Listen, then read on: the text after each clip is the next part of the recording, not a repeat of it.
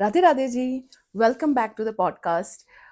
Hope आप सब बहुत अच्छे होंगे, अपना अच्छे से ख्याल रख रहे होंगे। इस पॉडकास्ट को शुरू करने से पहले मुझे एक छोटे सा स्टोरी याद आया, मैं वो आपसे शेयर करना चाहती हूँ।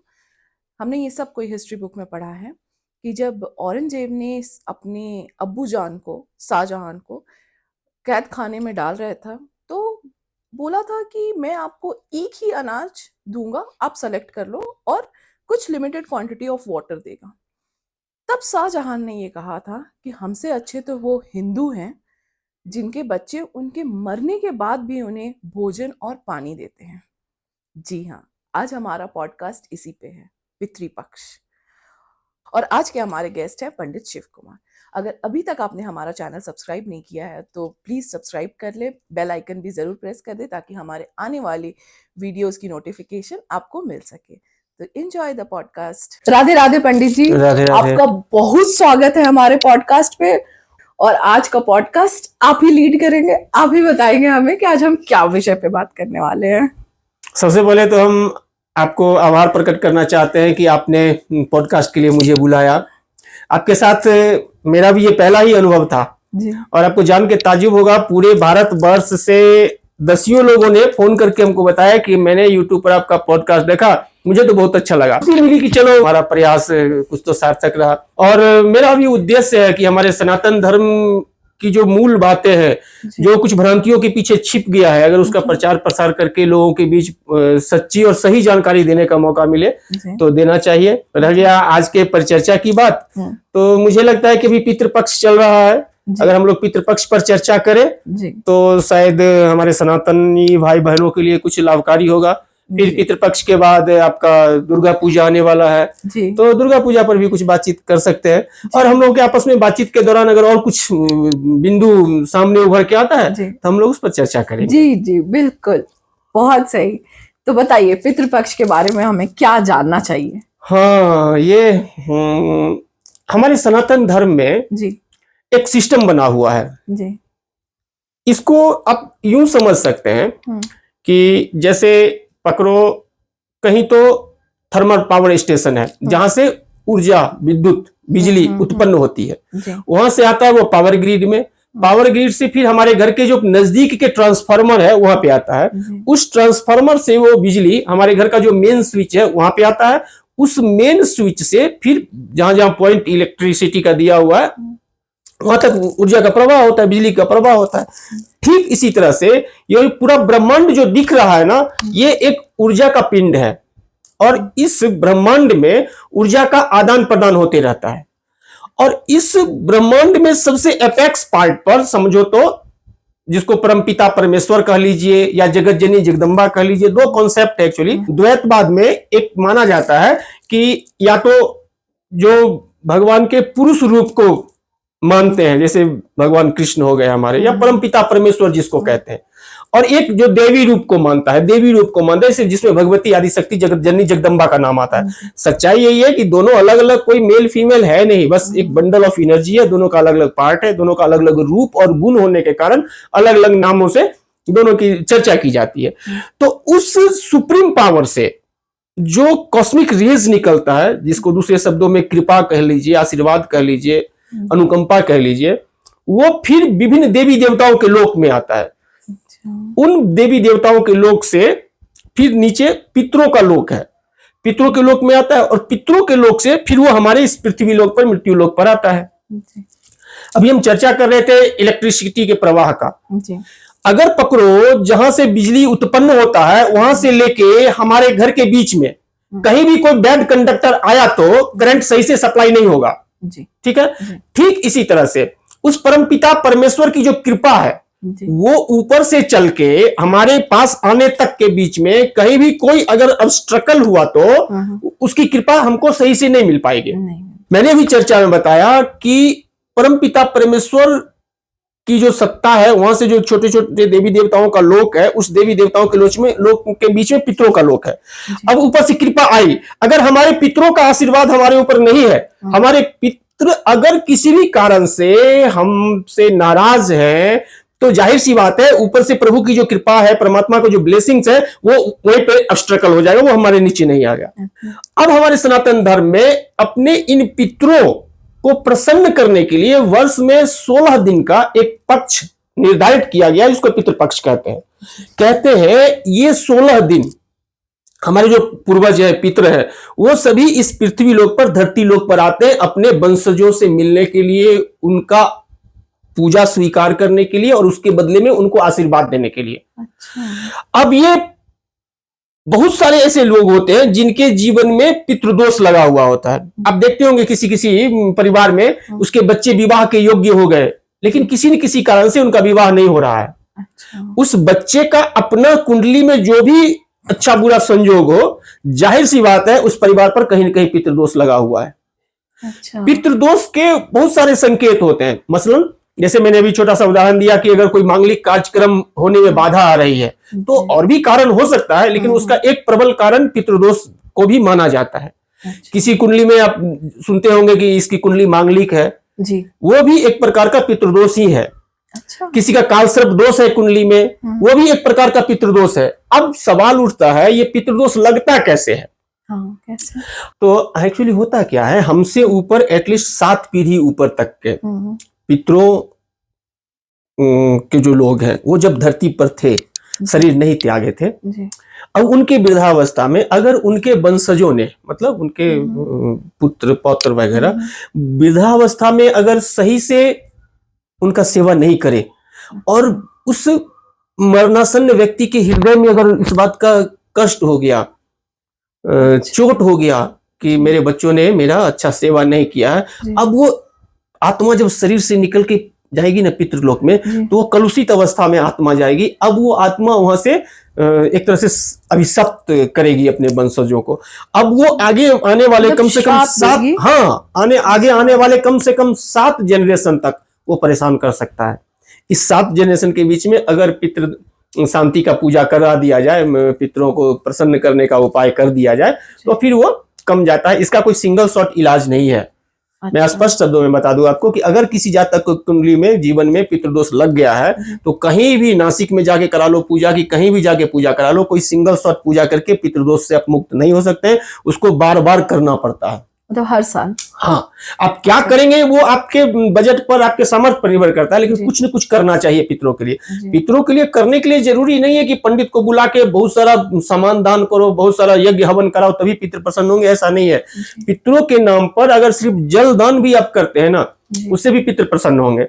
किसी अनाथ अपाहिज को भोजन करा देते हैं आप, उससे भी आपके पितृ प्रसन्न होंगे। तो ये जो 16 दिन पितृपक्ष का सनातन धर्म में व्यवस्था किया गया है, भूले भटके हमारे जो भी पितृलोक में हैं, बाकी अन्य दिनों तो हम लोग अपने पितरों के लिए कुछ नहीं कर पाते हैं साधारणतया। बहुत लोग देवी देवता का पूजा करते हैं, उसमें भी सबका अपना अपना जैसा जिसका सामर्थ्य होता है, जैसी जिसकी व्यवस्था होती है, लोग करते हैं। लेकिन ये 16 दिन स्पेशली पितरों के लिए रखा गया है कि बाकी इधर 350 दिन अगर आपने कुछ नहीं भी किया है, तो ये 16 दिन में अपने पितरों के लिए साधना आराधना करके भूले भटके, अगर आपके पूर्वजों से या आपसे आपके किसी पूर्वज के लिए कुछ अपराध बन गया है, या आपको जो करना चाहिए वो आप नहीं कर पाए। एक छोटा सा एग्जाम्पल देते हैं हम इसको, इसका शास्त्र से कोई लेना देना नहीं है। पकड़ो मैं बेंगलोर में रहता हूं, मेरे माता पिता गांव में रहते हैं, अभी वो वृद्ध अवस्था में है। मेरा धर्म कहता है कि मैं उनकी सेवा करूं, लेकिन मैं अपने बच्चों को पढ़ाने के लिए धन उपार्जन करने के लालच में बेंगलोर में रहता हूं। मेरे माता पिता को बेंगलोर पसंद नहीं है, उनको गांव में रहना पसंद है। मैं गांव में गया तो मेरे बच्चों की पढ़ाई अवरुद्ध हो जाएगी। मेरी मजबूरी है कि हम अपने बच्चों को पढ़ाएं। अब इस चक्कर में क्या हो रहा है, मैं अपने माता पिता का सही से सेवा नहीं कर पा रहा हूं। अगर कल को सबका एक न एक दिन शरीर पूरा होगा, उनका भी शरीर पूरा होगा, कल को उनकी मृत्यु हो जाती है, तो ये तो एक प्रकार का ऋण रह गया ना मेरे ऊपर कि हम नहीं सेवा कर पाए अपने माता पिता का। अब हम क्या करते हैं कि उनके मृत्यु के उपरांत जब भी ये पितृपक्ष लगेगा, उनके उद्देश्य से पिंडदान करे, जल दान करे, अन्नदान करे, ब्राह्मण भोजन कराए, श्रीमद् भागवत महापुराण का कथा करवाएं, व्हाटएवर जो भी कर सकते हैं हम उनके संतुष्टि के लिए। तो ये पितृपक्ष जो है इसी के लिए प्लान किया गया है। और अंदर का बात यही है कि इन 16 दिनों में हमारे पूर्वज धरती लोक पर आते हैं, हर व्यक्ति के पूर्वज धरती लोक पर आते हैं और अपने अपने परिवार के इर्द गिर्द घूमते रहते हैं।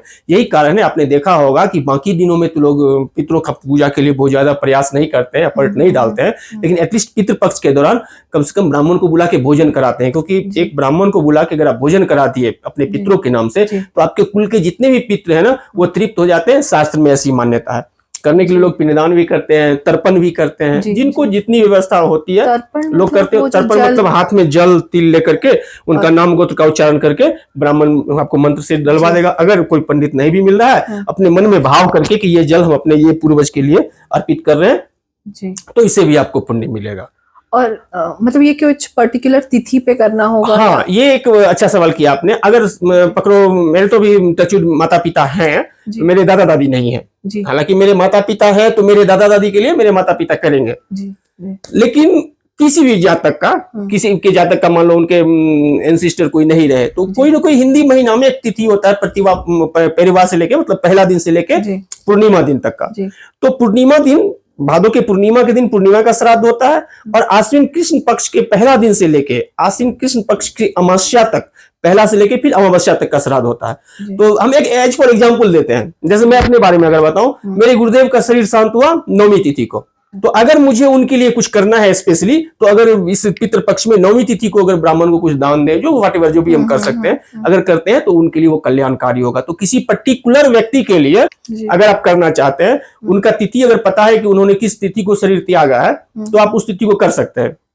अगर तिथि नहीं पता है, तो इसके लिए शास्त्र में क्या व्यवस्था किया गया है कि आप अमावस्या के दिन सभी पितरों के लिए एक साथ कुछ तो कर सकते हैं। इधर ब्राह्मण भोजन करा लीजिए, कि आप व्हाटएवर जो कर सकते हैं, तर्पण करना है, अन्नदान करना है, किसी मंदिर में जाके अपने पितरों के लिए कुछ तो धन अर्पित कर दीजिए, गाय का चारा दे दीजिए, जो भी आपका पार लगे। अपना सनातन धर्म में ये खूबसूरती है, कोई बाउंड्री नहीं है कि ये आपको करना ही होगा। आपके पास ऑप्शन है। आप कुछ नहीं करना चाहते हैं, अपने छत पर एक कटोरी में जाके जल रख के आ जाइए पक्षी के लिए, इससे भी आपके पितृ प्रसन्न होंगे।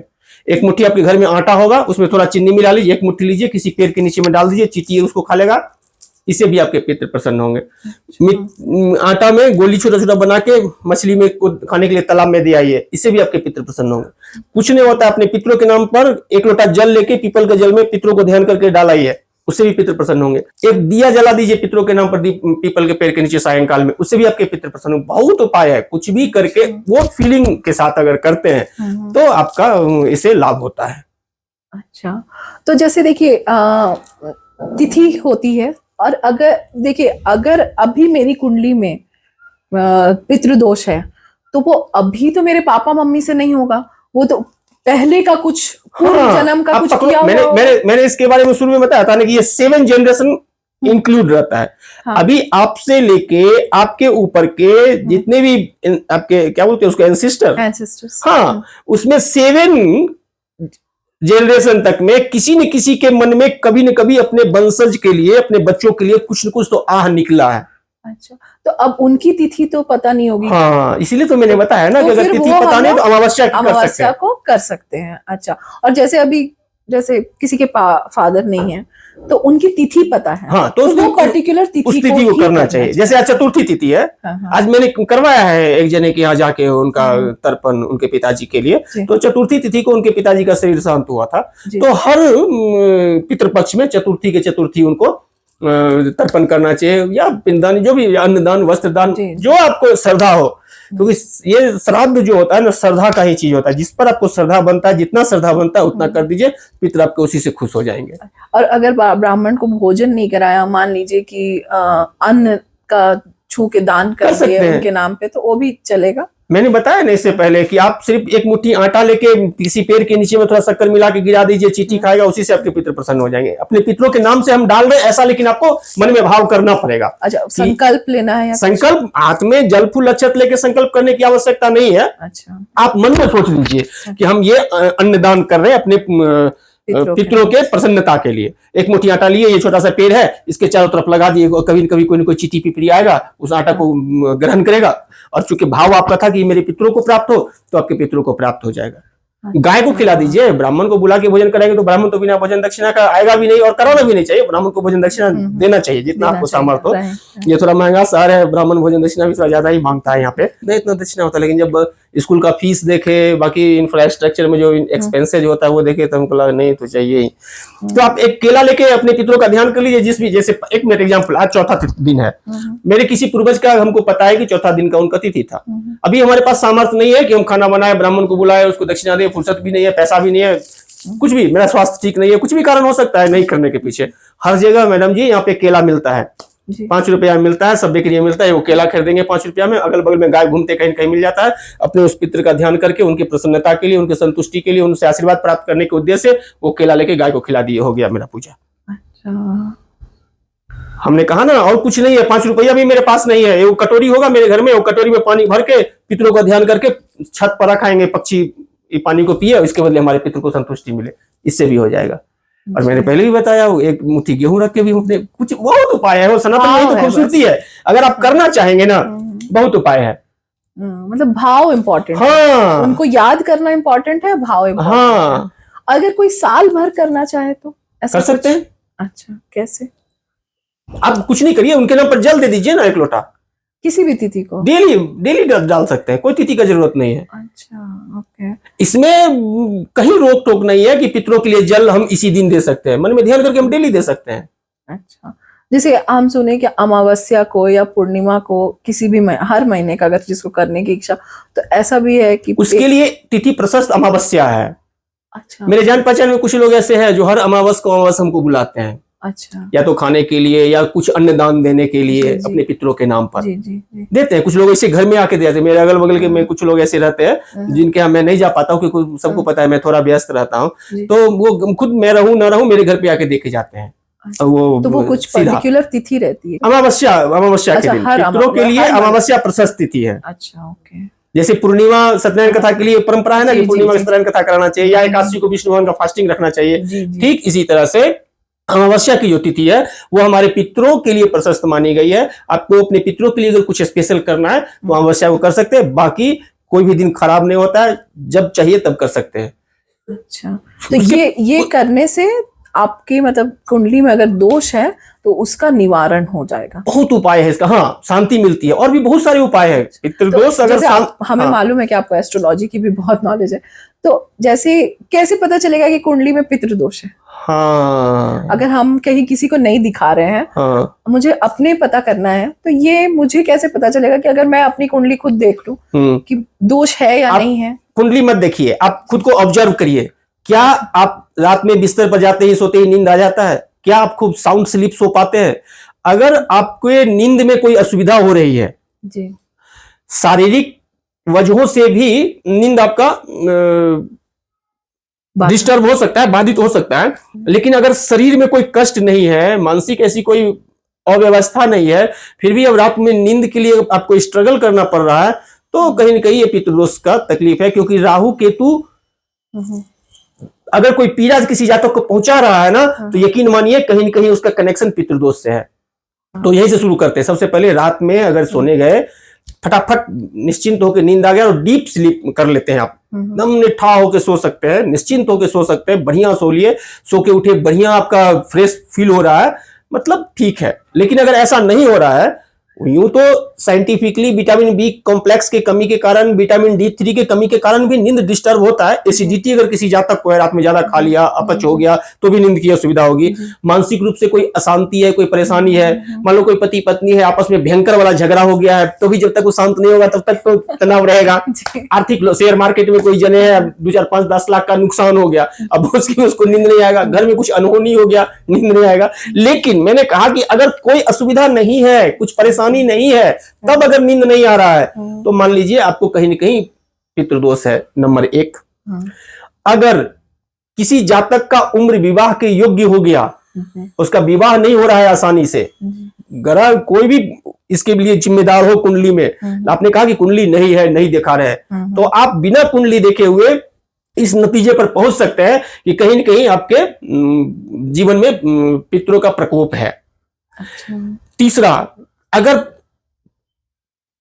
बाल्यावस्था में से ही शुरू करते हैं कि बाल्यावस्था में अगर किसी का पढ़ाई कोई कारण से फ्लक्चुएट हो रहा है, चलते चलते रुक जा रहा है, हो सकता है पितृदोष इसका कारण हो। पढ़ाई लिखाई हो गया, अब रोजी रोजगार, वैसे मैं बहुत ऐसे लोगों को जानता हूं जिनकी पढ़ाई लिखाई बहुत अच्छी है, आज नहीं 25 साल पहले कर लिए थे वो बीटेक एमबीए अच्छे इंस्टीट्यूट से, अभी घंटी बजा रहे हैं, घंटी बजाने से मतलब कुछ नहीं कर पा रहे हैं।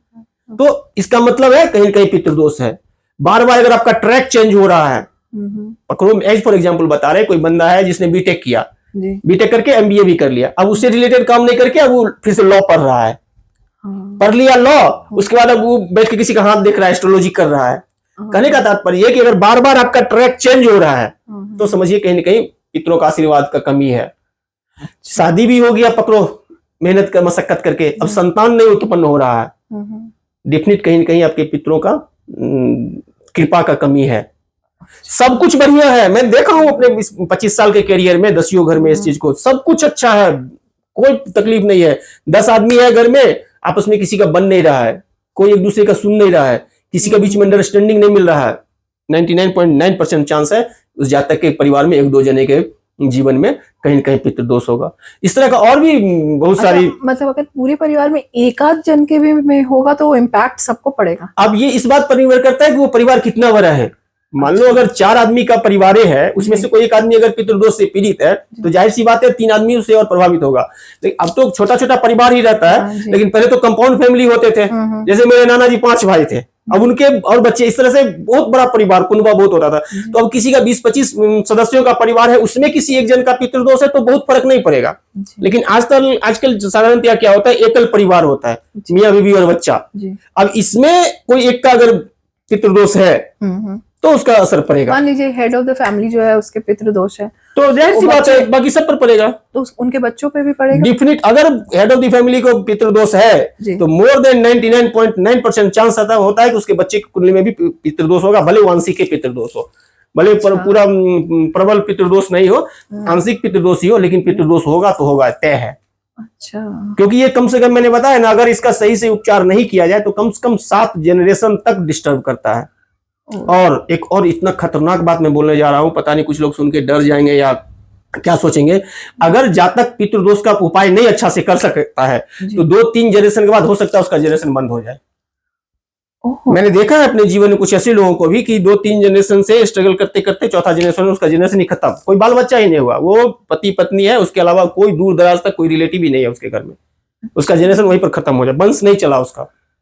इस बेंगलोर में भी 1-2 लोगों को ऐसे 1-2 लोगों से मैं मिला हूं ऐसे, जिसका IVF फेल, दिस दैट लन फन देवानंद सब करा लिया, कोई उपाय नहीं है, कारण क्रोनिक पितृदोष।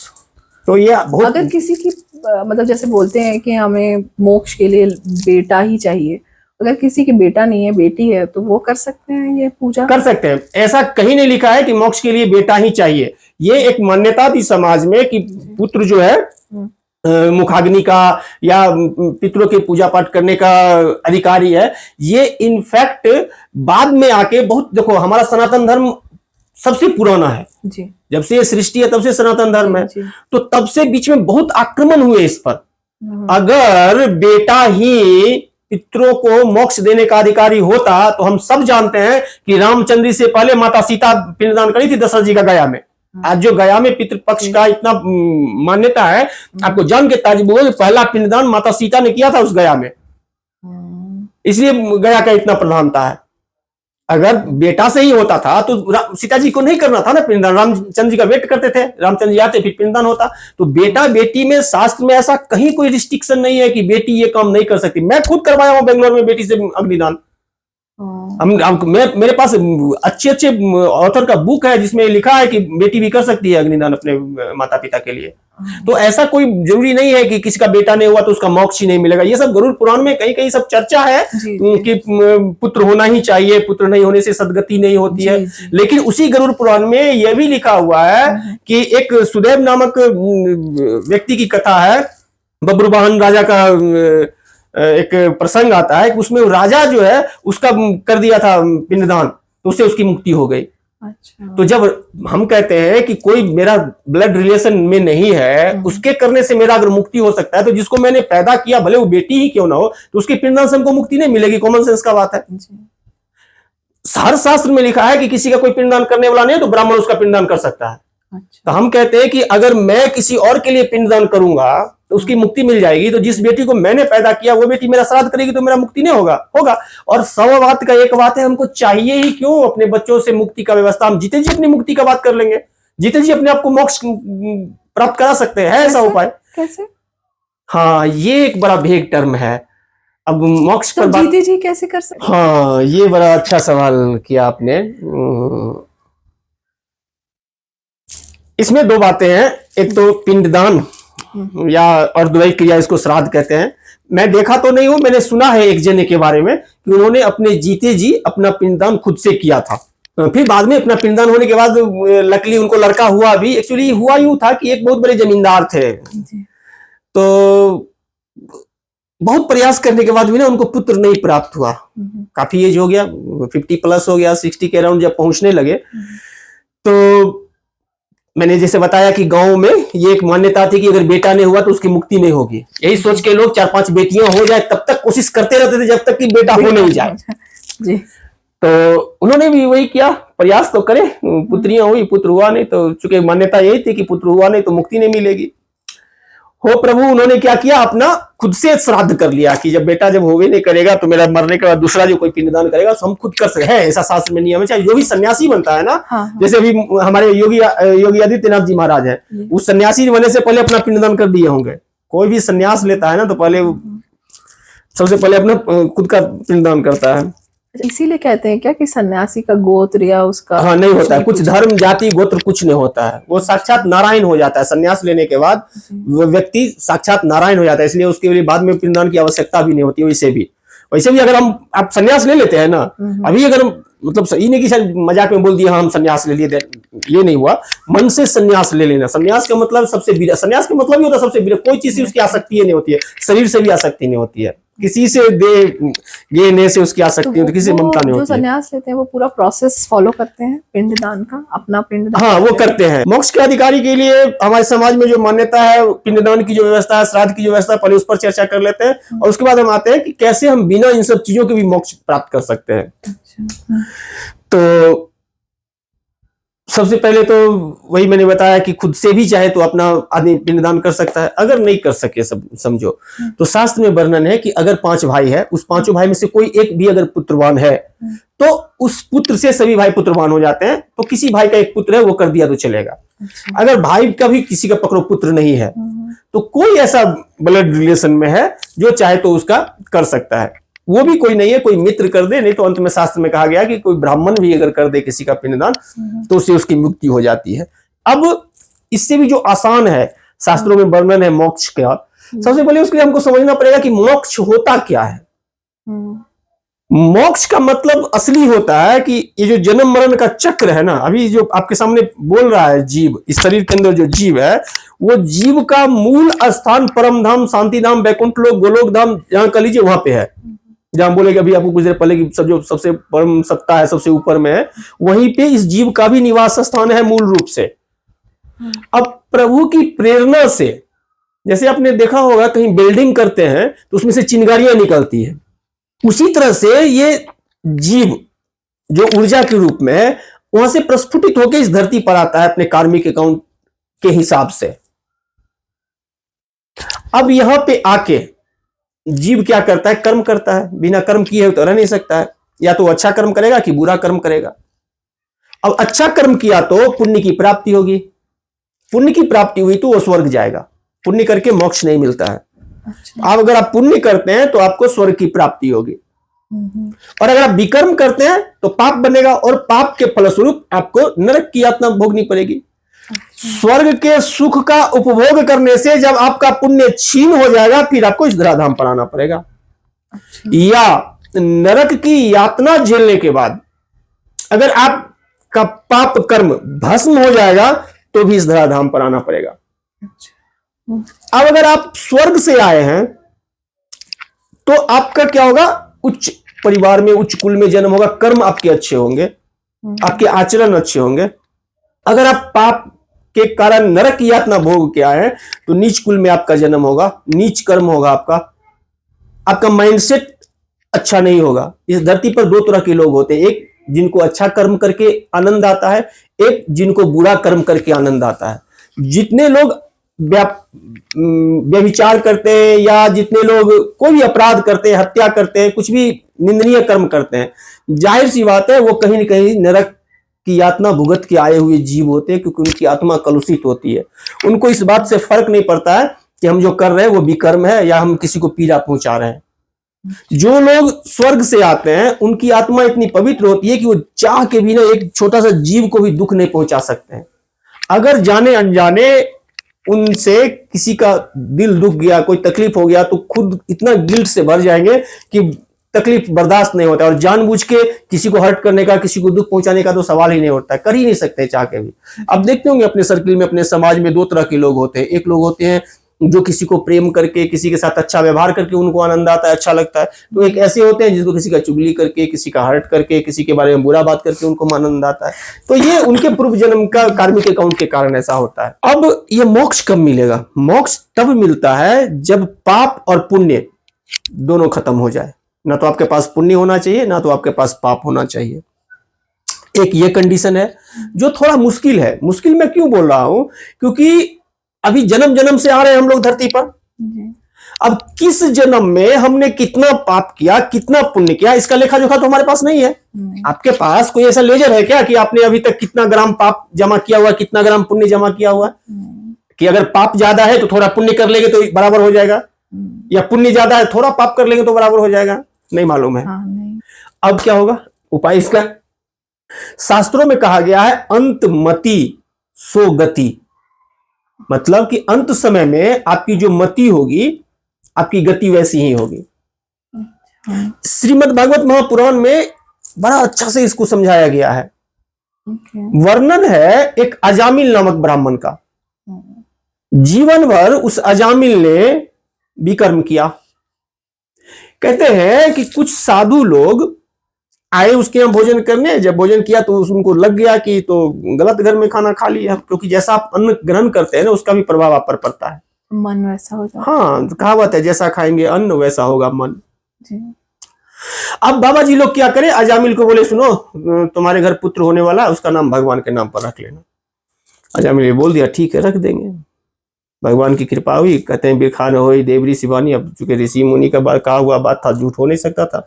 पुत्र हुआ। अजामिल ने अपने उस पुत्र का नाम नारायण रख दिया।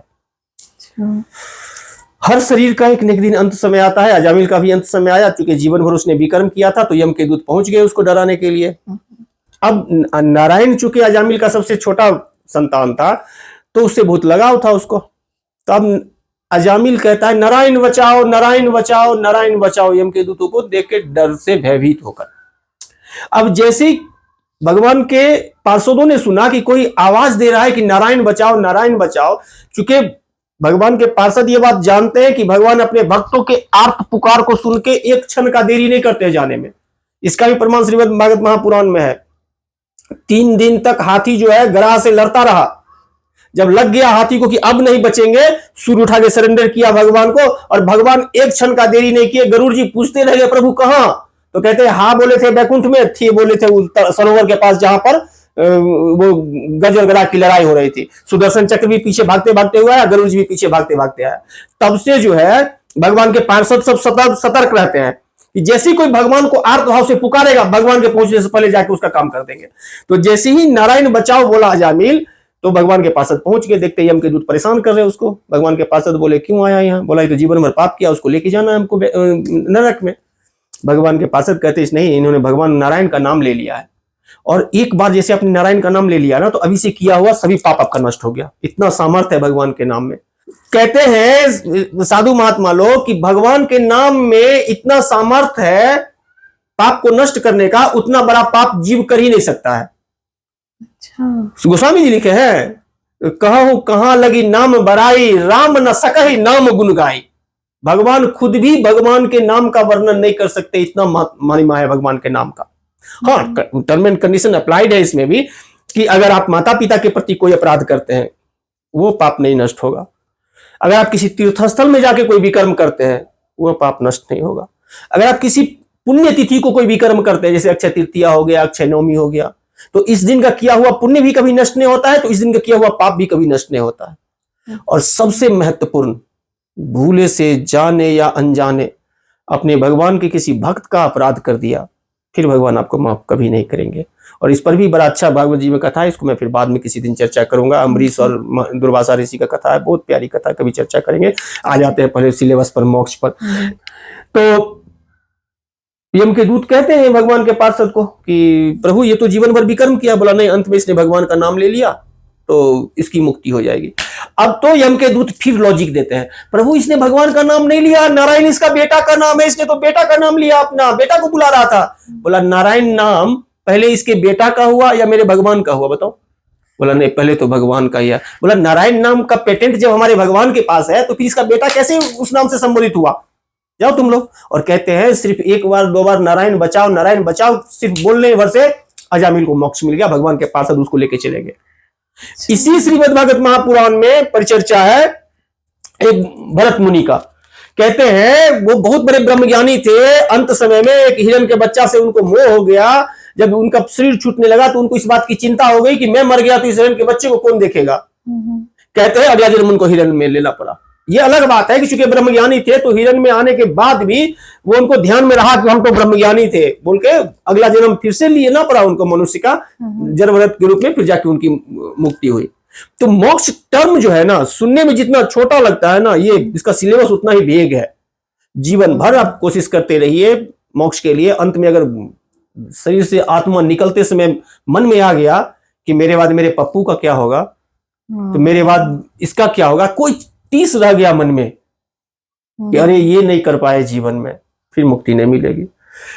अगर एक भी विषय वासना का फंदा है फंसा हुआ जीव के मन के अंदर, क्योंकि मोक्ष मन का ही होता है। आत्मा को मोक्ष और नरक और स्वर्ग से कोई फर्क नहीं पड़ता, धरती पर रहे कि वैकुंठ में रहे उसको कोई फर्क नहीं पड़ता, क्योंकि आत्मा परमात्मा का सूक्ष्म अंश होता है। ये जो बंधन का कारण है ना वो मन ही है, मन ही बंधन का कारण है, मन ही मोक्ष का कारण है। मोक्ष मन का ही होता है और मन का मोक्ष का मतलब उसके समस्त विषय वासनाओं से उसकी तृप्ति हो जाना, निवृत्ति हो जाना। तो वैराग्य का अभ्यास करके आप जीते जी मोक्ष को प्राप्त कर सकते हैं। महात्मा बुद्ध जो है वो इसी चीज पर ज्यादा जोर देते थे, जिसको निर्वाण कहते हैं।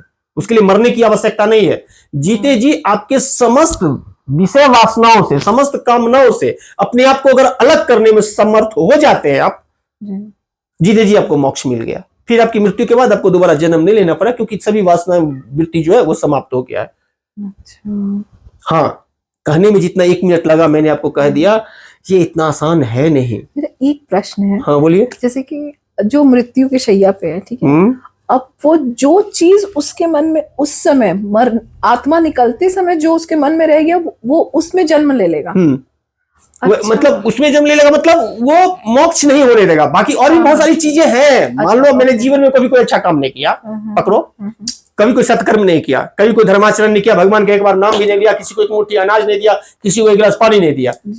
अब अंत समय में मन में आया ना, मान लो बुढ़ापा में लोग क्या करते हैं, भजन वजन ज्यादा सुनता है, भगवान का प्रवचन ज्यादा सुनता है। हम भी पकड़ो जब भी बुढ़ापा में आएंगे तो हमको प्रेमानंद जी का प्रवचन बहुत अच्छा लगता है, हम खूब सुनते हैं जब भी मौका मिलता है, या इंद्रेश जी का प्रवचन सुनने में अच्छा लगता है, अनिरुद्धाचार्य जी भी बढ़िया भागवत जो भी कथावाचक है, अगर मेरे पास टाइम है तो मैं उन लोगों का कथा सुनता हूँ।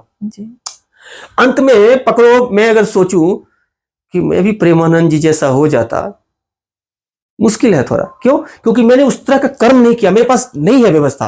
अभी पकड़ो, हमको मन है कि स्विट्जरलैंड घूम के आ जाए, फेसबुक पर किसी का फोटो देखे स्विट्जरलैंड का, मन में आया स्विट्जरलैंड घूम के आ जाए, मन में तो आ गया, लेकिन ढुआ होना चाहिए ना, पैसा होना चाहिए ना, मेरे पास पासपोर्ट होना चाहिए ना, मेरे पास धन होना चाहिए ना। ठीक इसी तरह खाली मन से भी नहीं होगा, लेकिन एक चीज है जो अगर मेरे पास नहीं भी सामर्थ्य है और मन में आ गया तो वो हो जाएगा, वो है ठाकुर की प्राप्ति। जीवन में भी कर्म किया, जीवन भर सारा दिन को कर्म करते रह गए हम, अंत समय आया ना, एक बार सरेंडर हो जाए राधा रानी के चरणों में कि हे महारानी मेरे अपराधों को क्षमा कर दीजिए, मुझे मेरा ठाकुर से मिलवा दीजिए, अपने शरण में बुला लीजिए। अब महारानी एक क्षण का वो नहीं देखती है कि इसने कितना विकर्म किया है, कितना कुकर्म किया है। ठाकुर जी थोड़ा बहुत देखते भी है, लेकिन आप एक बार राधा बोल दिए ना, हो गया, अभी से लेके किया हुआ सारा पाप नष्ट हो गया। अच्छा। अभी से पहले मैंने जो भी पाप, लेकिन टर्म एंड कंडीशन मैंने बताया है कि कुछ ऐसा चीज है जहां जहां पर वो आपका काम नहीं आएगा। अगर आपने किसी भागवत भक्त का अपराध कर दिया है, फिर उसका दंड आपको भुगतना पड़ेगा किसी न किसी रूप में। तो अंत समय अगर राधा रानी का ध्यान आ जाए कैसे भी करके, लेकिन ये तभी होगा जब राधा रानी की कृपा होगी आपके ऊपर। हाँ। जब ठाकुर की कृपा होगी आपके ऊपर, तभी ठाकुर ध्यान में आएगा। नहीं तो ध्यान में क्या आएगा, बाप रे बाप, इतना मेहनत करके पैसा कमाए, इतना जेवर बनवा के रखे, सब पहने नहीं, कोई क्या होगा मेरे इस जेवर का। ठीक है, अभी हाल फिलहाल में बंगला बनवाए थे साल 2 साल पहले, ऐसा भी हो सकता है ना, कोई कोई आदमी करता है ना ऐसा हो। अभी कोई बहुत पैसा वाला हो गया, प्राइवेट जेट खरीद लिया, तो अब बताओ उसको जेट का याद आएगा कि मेरा ठाकुर याद आएगा, कौन याद आएगा? जेट याद आएगा ना, बस यही बात है। अभी पकड़ो, मैं अंत समय में आया, अब अंत समय में हमको याद आ गया, अरे जीवन भर अपनी पत्नी को उतना प्यार नहीं कर पाए, उसका उतना ख्याल नहीं रख पाए, उसको उतना, उसका जितना करना चाहिए नहीं कर पाए, अब हो गया, कहानी खत्म। जीवन भर हम कितना भी पुण्य करें, कितना भी मेरा अकाउंट में है, काम आएगा अगला जन्म में, पूर्व जन्म के कर्मों के आधार पर ही इस जन्म में प्रवृत्ति होती है। आपको ठाकुर मुंह से निकल रहा है, राधा रानी मुंह से निकल रहा है, तो समझ लीजिए राधा रानी की कृपा है आपके ऊपर। और राधा रानी की कृपा आपके ऊपर इसीलिए है कि किसी न किसी जन्म में आपने कुछ तो तपस्या किया है। नहीं तो आजकल के जमाने में लोगों को विकर्म करने में ज्यादा आनंद आता है, नहीं तो फिर भी आज देखिए वृंदावन में खूब लोग जाते हैं घूमने के लिए। ये तभी होता है जब जन्म जन्म से पुण्य कर्म एकत्रित होता है जीव पर। और जो नहीं जा पाता है वो यही से वृंदावन राधा रानी को याद कर लीजिए, कहाँ नहीं है राधा रानी, हर पत्ता में, हर खंभा में, हर जगह तो भगवान है। मेरा मानना है कि ठाकुर का कृपा मेरे पे बहुत है, हाँ, मतलब बहुत प्यार करते हैं मेरे से कृष्ण, लेकिन राधा रानी शायद नहीं करती है। हाँ, वृंदावन नहीं, बिना राधा रानी के परमिशन के ना ठाकुर प्रेम कर ही नहीं सकता है। अच्छा, आप एक बार बताइए, आप किसी को पसंद नहीं करेंगे, क्या आपके हस्बैंड उसको पसंद कर सकते हैं? क्या अलाउ करेंगे आप अपने हस्बैंड को, या आपके हस्बैंड दिल से उसको पसंद कर सकेंगे? पसंद करबो करेंगे तो डर के पसंद करेंगे, ये कहीं मेरी पत्नी को पता चल जाएगा तो सर फुटबॉल होगा घर में। तो आपको क्या लगता है हमारे ठाकुर जी प्रेम नहीं करते राधा रानी से? अगर राधा रानी से प्रेम करते हैं ठाकुर जी, तो क्या बिना राधा रानी की मर्जी से ठाकुर जी कुछ भी कर सकते हैं? तो ठाकुर जी अगर आपसे प्रेम करते हैं तो मान के चलिए राधा रानी आपसे कहीं ना कहीं प्रेम करती है। रह गया जाना नहीं जाना, उसके पीछे बहुत सारा बात होता है। हम लोग चर्चा मोक्ष का कर रहे थे, फिर से वापस मोक्ष पर आते हैं। तो कुल मिला के सच्चाई यही है कि जीव को अगर मोक्ष चाहिए तो कोशिश सबसे पहले करे कि वो अपने कामनाओं, अपने वासनाओं के दायरा को सीमित करे, धीरे धीरे धीरे धीरे करके।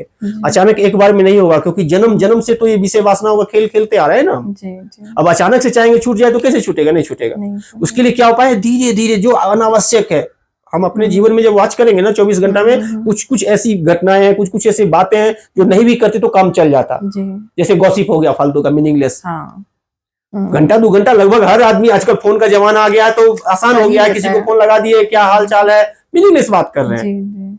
इसको थोड़ा कन्वर्ट कर लीजिए। अगर हम आपसे बात करने का हमको अभ्यास है, बिना बात किए हुए नहीं रह सकते, तो पर चर्चा कर देंगे राधा रानी का, ठाकुर जी का, भगवान कृष्ण का, हनुमान जी का, रामचंद्र जी का, इतने तो हमारे पास ऑप्शन है। अभी दुर्गा सप्तशती के बारे में चर्चा कर लेंगे, ये दुर्गा पूजा आ रहा है, उसमें कैसे कैसे, जैसे भी हम लोग पितृपक्ष का चर्चा कर रहे थे, वैसे भगवान की बात का चर्चा करेंगे। ऐसा कर करके धीरे धीरे धीरे धीरे अपने आप को कछुआ की तरह सभी अंगों को समेट करके धीरे धीरे वैराग्य का अभ्यास करेंगे। और सबसे जो अहम उपाय है मोक्ष के प्राप्ति का, गोस्वामी जी ने लिखा है, कलियुग केवल नाम आधारा, सुमर सुमर नर उतरहि पारा।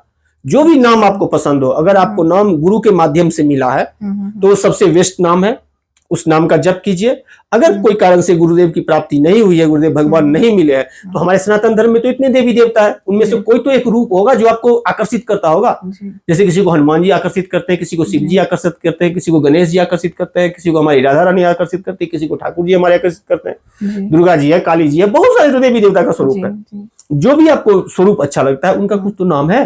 नाम ही ब्रह्म है, अक्षर बोलते हैं उसको, जिसका कभी क्षय नहीं हो, नष्ट नहीं होता है। एक बार राम बोल दिए, ये ब्रह्मांड में घुसता रहेगा, कभी नष्ट नहीं होगा ये राम शब्द। राम जपिए, कृष्ण जपिए, जो मन में आता है उसको कंटिन्यू जपते जपते जपते जपते जपते ऐसा प्रैक्टिस हो जाएगा ना, अब आपको जपना नहीं पड़ेगा।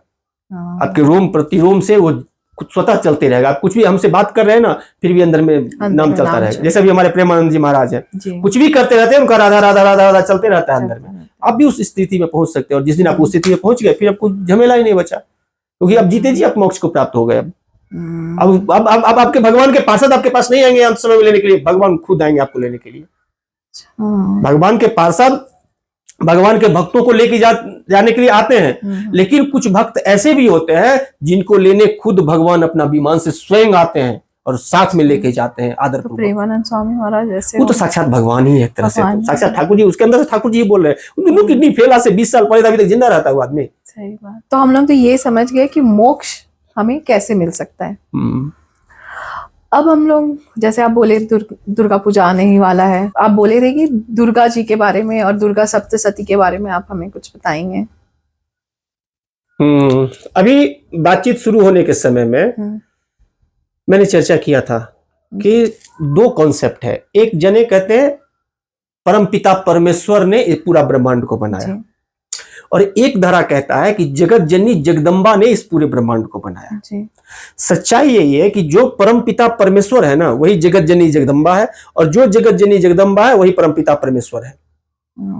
इसका प्रमाण सनातन धर्म के प्रचलन में 2 पुस्तक है, उसका मैं उदाहरण देना चाहूंगा। अभी दुर्गा सप्तशती आने वाले सर्दी नवरात्रा में घर घर में सनातन लोगों के घर में पढ़ा जाएगा। उसमें एक आरती है जग जननी जय जय करके। जी, उसमें एक लाइन है कि राम कृष्ण तू सीता ब्रजरानी राधा, तू वांछा कल्पद्रुम हारणी सब बाधा। मतलब क्या हुआ कि जो राम है वही कृष्ण है, जो कृष्ण है वही सीता है, जो सीता है वही राधा है, और जो राधा है वही कौन है? दुर्गा है, क्योंकि दुर्गा जी के लिए वो स्तुति गाई जा रही है। एक और विधा है जिसमें महादेव की पूजा अर्चना करते हैं हम लोग, और उनका भी एक आरती गाते हैं। कहते हैं कि ब्रह्मा विष्णु सदाशिव जानत अविवेका, प्रणवाक्षर के मध्य ये तीनों एका, ओम जय शिव ओंकारा। कि ब्रह्मा विष्णु और महेश क्या है? तीनों एक ही है। हम कुछ देर पहले आपसे चर्चा कर रहे थे कि सोने की आभूषण माता बहन लोग पहनती है, वही सोने का अगर हाथ में पहन ले कलाई में तो कंगन कहलाता है, अंगुली में पहन ले तो अंगूठी कहलाता है, गला में पहन ले तो चैन कहलाता है, नाक में पहन ले तो नथिया, कान में पहन ले तो झुमका, और सर पे लगा ले तो टीका हो जाता है।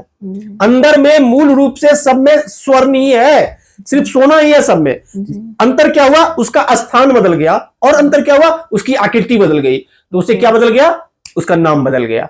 नहीं, ठीक इसी तरह से ये जितनी भी देवी देवताओं का कॉन्सेप्ट है ना, ये कुछ और नहीं है madam ji, bundle of energy है।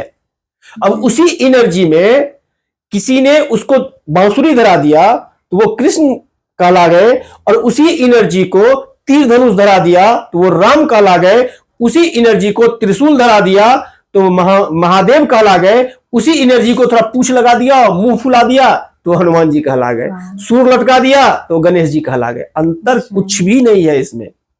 फिर कहेंगे अगर अंतर नहीं है तो इतना होने का जरूरत क्या है? इतना होने का जरूरत यह है कि इस पूरे ब्रह्मांड को संचालित करने के लिए 3 रूपों में इन ऊर्जाओं का वर्गीकरण है, सतोगुण, रजोगुण और तमोगुण के आधार पर। और ये 3 प्रकृति का ये पूरा ब्रह्मांड बना हुआ है, और इसी तीनों प्रकृति में ब्रह्मा विष्णु महेश को भी विभाजित किया गया है रजोगुण तमोगुण सतोगुण के आधार पर, और उसी ऊर्जा से अलग अलग ऊर्जाओं का केंद्र बना करके सृष्टि को संचालित करने के लिए अलग अलग रूप दिया गया है। और ये तो खूबसूरत बात है और अच्छी बात है कि आपको जो स्वरूप अच्छा लग जाए। जैसे मैंने खुद के बारे में बताया कि मैं बचपन से फोटो देखता था तो मुझे बड़ा अच्छा लगता था, तो आपको जो रूप अच्छा लग जाए, किसी को नाम में प्रेम हो जाता है, जैसे राधा।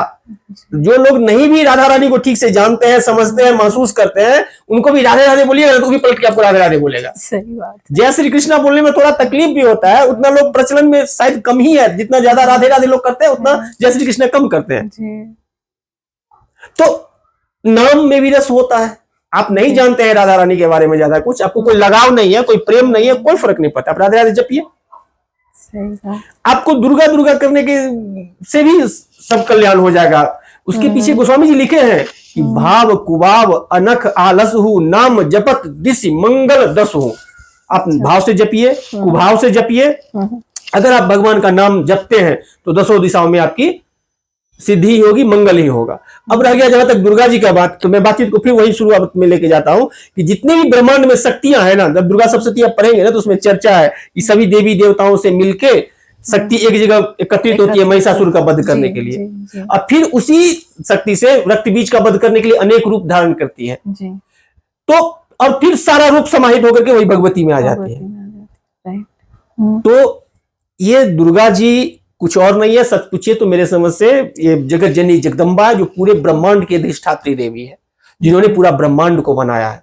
जी। वही राम है, वही कृष्ण है, वही सीता है, वही राधा है, मैं पहले बोल चुका हूँ। जी।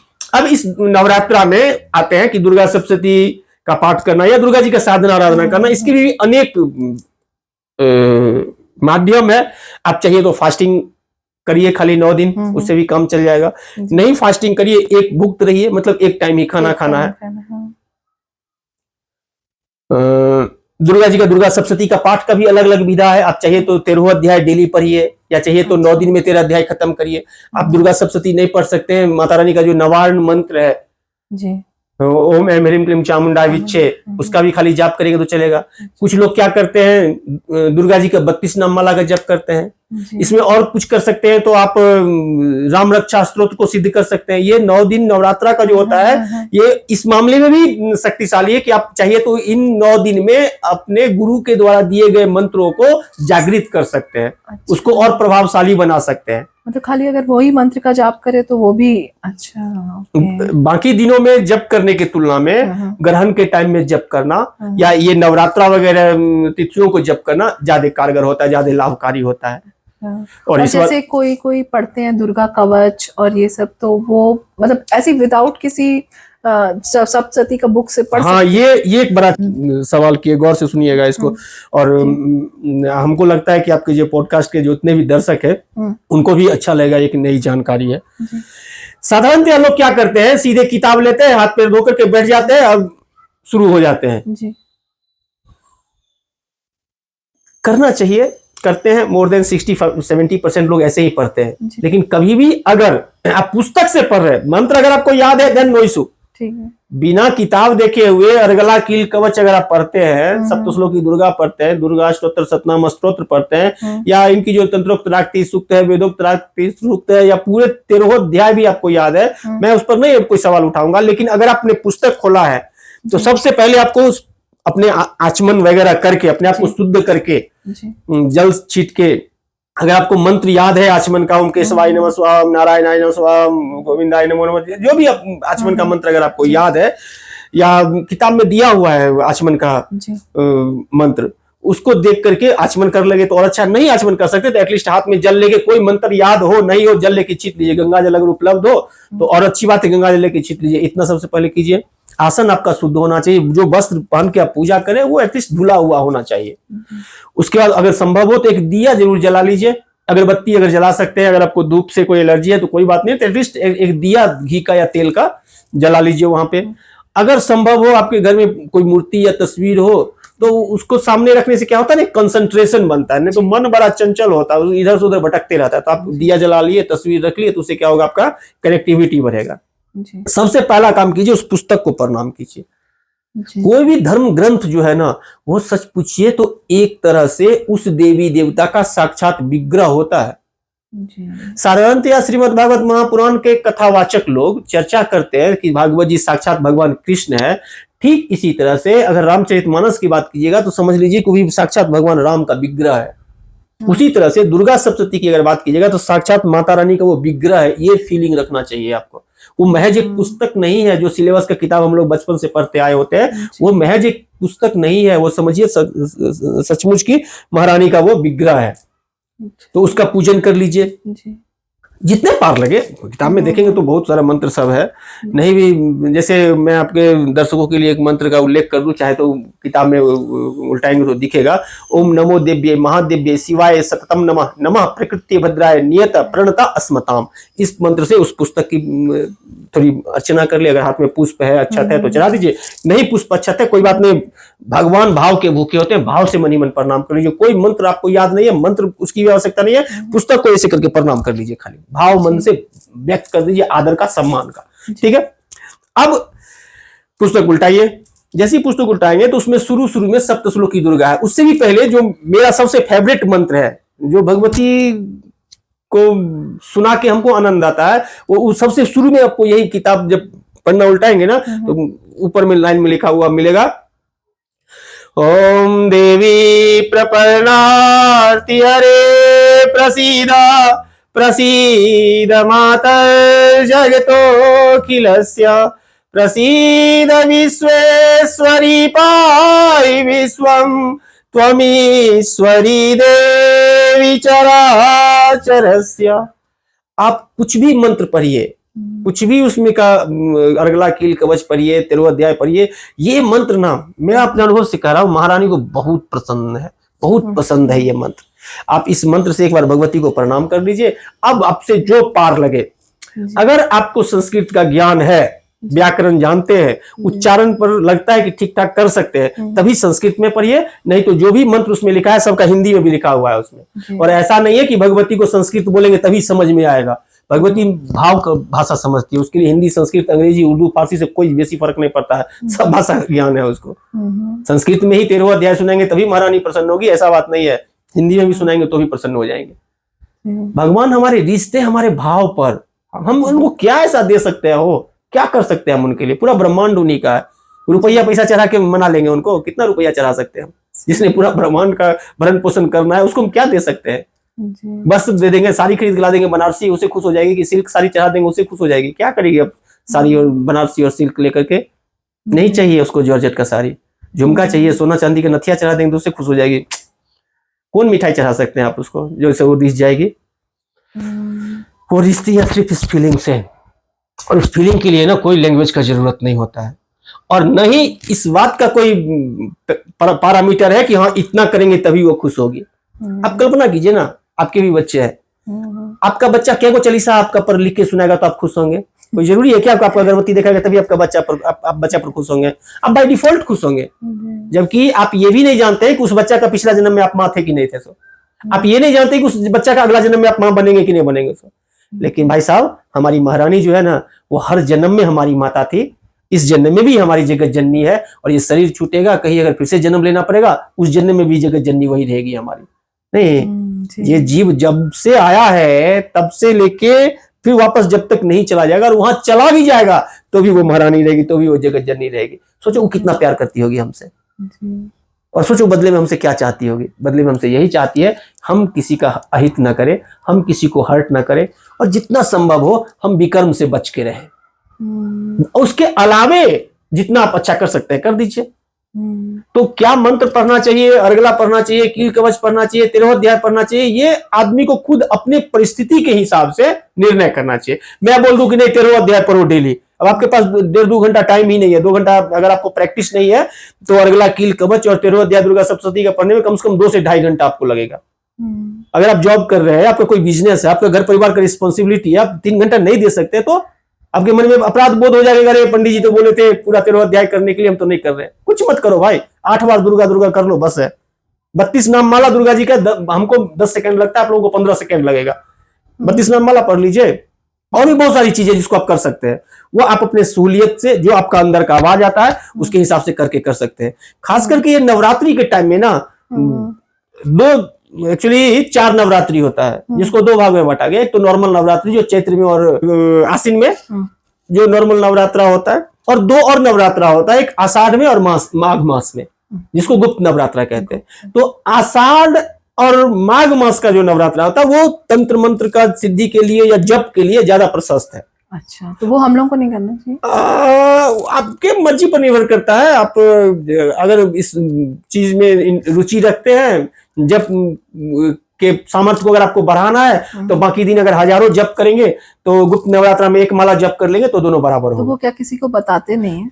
अगर करते क्यों बताना, क्यों? नवरात्रा का ही नहीं, वैसे भी अपना पूजा पाठ छुपा के रखना चाहिए। देखो जो भी चीज जितना छुपा, इस साइकोलॉजी है, जो भी चीज आप जितना छुपाएंगे ना उतना बढ़ेगा। अच्छा।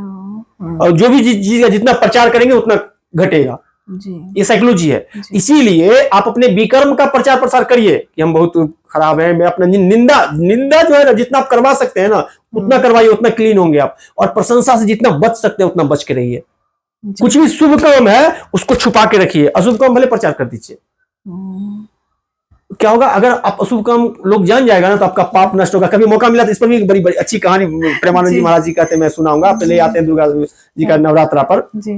4 नवरात्रा होती है साल में, एक आश्विन मास में, एक चैत्र मास में। ये नॉर्मल नवरात्रा है। इसमें भगवती को पूजा अर्चना करके खूब बढ़िया धूमधाम से उनका पूजा अर्चना करके उनको मनाया जा सकता है। जबकि गुप्त नवरात्रा जो है, जिसके बारे में साधारणतः लोगों को कम पता है, इसलिए उसको गुप्त कहा गया है, उसको ऋषियों ने गुप्त रखा भी है, क्योंकि गुप्त रूप से इसमें पूजा करनी चाहिए। ज्यादा तामझाम नहीं करना, ज्यादा ढोल मजीराने बजाना, बैठ के चुपचाप जप करो। या अगर आप तांत्रिक पथ पर है तो अपने गुरु के माध्यम से अगर कुछ तंत्र विद्या की प्राप्ति आपको हुई है तो आप उसकी सिद्धि कर सकते हैं। या कोई गुरु मंत्र आपको मिला है तो उस गुरु मंत्र को जप करके आप उसको, उसके सामर्थ्य को, उसके प्रभाव को और बढ़ा सकते हैं।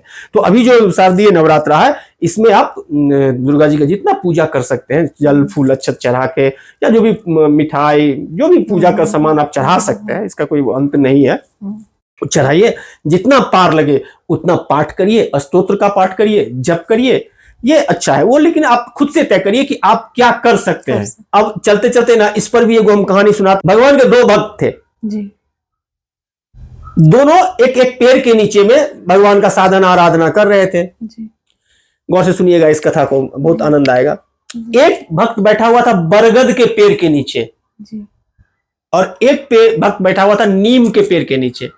गौर से सुनिएगा, मैंने दो अलग अलग शब्द। कुछ समय बाद एक दिन नारद जी उधर से गुजरे तो भगवान के भक्तों ने नारद जी को प्रणाम किया और प्रश्न किया कि आप तो वैकुंठ जाते आते रहते हैं, कभी अगर भगवान के पास गए तो उनसे पूछिएगा कि मेरा साधना कब सफल होगा, भगवान हमको कब दर्शन देंगे। नारद जी जब वैकुंठ लोग गए तो भगवान से निवेदन किया। भगवान ने कहा कि जो बरगद के पेड़ के नीचे बैठा हुआ है वो उतना साल तपस्या करेगा जितना बरगद के पेड़ में पत्ता है, तब हम उसको दर्शन देंगे। और जो नीम के पेड़ के नीचे बैठा हुआ है, वो नीम के पेड़ में जितना पत्ता है उतना जन्म लेगा, तब हम उसको दर्शन देंगे। अब जो लोग बरगद के पेड़ के नीचे, जो भक्त बरगद के पेड़ के नीचे बैठा हुआ था, उसने बरगद के पेड़ के पत्तों को गिनना शुरू कर दिया। बड़ा पुराना पेड़ था, बहुत सारी पत्तियां थी उसमें। अब तो साधक बोला, बाप रे, इतना साल तो हम जिंदा भी नहीं रहेंगे, मतलब इस जन्म में भगवान का दर्शन नहीं होगा। और जब इस जन्म में भगवान का दर्शन ही नहीं होगा तो घर परिवार का त्याग करके क्या मिलेगा। चलो घर चलते हैं, और तपस्या साधना छोड़ के अपने घर चले गए।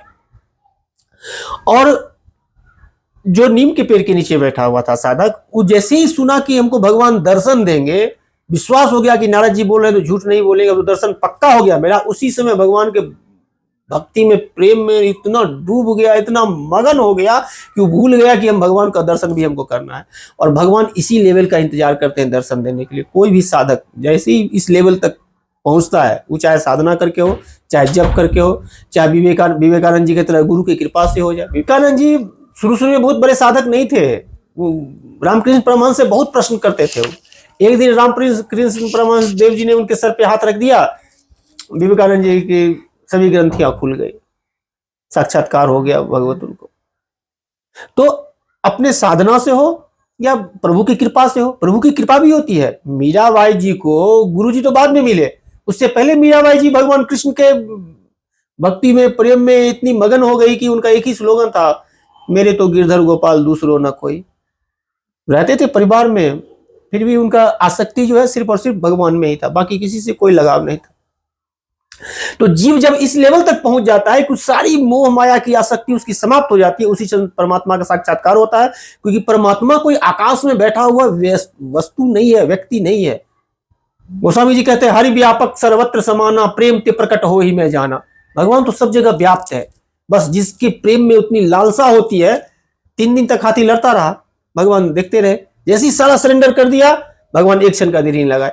द्रौपदी सबको बोलती रह गई, मेरी लाज बचाओ, अपने पतियों को बोली, धृतराष्ट्र को बोली, द्रोणाचार्य को बोली, भीष्म पितामह को बोली, तब तक भगवान कुछ नहीं करे। और दुशासन इधर जोर लगा रहा है उसको निर्वस्त्र करने के लिए। एक क्षण जब दोनों हाथ छोड़ दिए, बोली, ठाकुर अब तो बचाओ, हे केशव अब तो बचाओ, हे गोविंद राखो शरण अब तो जीवन हारे। एक क्षण का देर नहीं किया भगवान।